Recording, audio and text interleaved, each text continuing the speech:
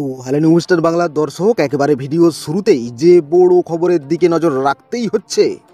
আমরা 2024-এর লোকসভা নির্বাচনে বিজেপির ভরাডুবি দেখেছি, কিন্তু এটাই বাস্তব নয়।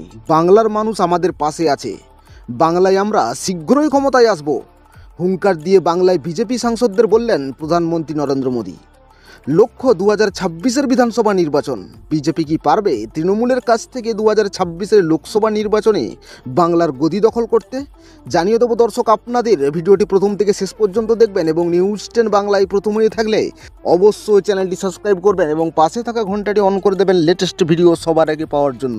আর অবশ্যই ভিডিওতে একটি লাইক করে দেবেন।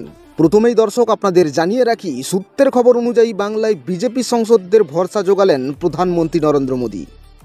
2024-এর লোকসভা নির্বাচনের ফলাফল বাংলার মানুষের প্রতিফলাফল নয়। শীঘ্রই আমরা বাংলায় ক্ষমতায় আসব, এমনই হুঙ্কার ভরলেন প্রধানমন্ত্রী নরেন্দ্র মোদী। বাংলার মানুষের ওপরে বিজেপির সম্পর্কে বিশ্বাস আনতে হবে।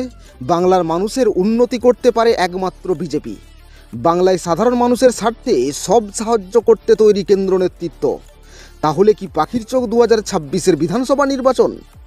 আমরা জানি 2024-এর লোকসভা নির্বাচনে বিজেপি কিছুটা ব্যাকফুটে গিয়েছে, তাই কড়া বার্তা প্রধানমন্ত্রী নরেন্দ্র মোদীর।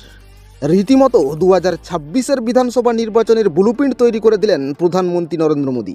বাংলাকে সব রকম সহযোগিতা করার আশ্বাস এবং বিজেপিকে একটি তৃণমূলের লক্ষ্মীর ভাণ্ডারের মতন একটি নতুন প্রকল্প আনতে চলেছে বিজেপি, যেখানে মহিলারা 4,000 টাকা করে পাবেন প্রতি মাসে।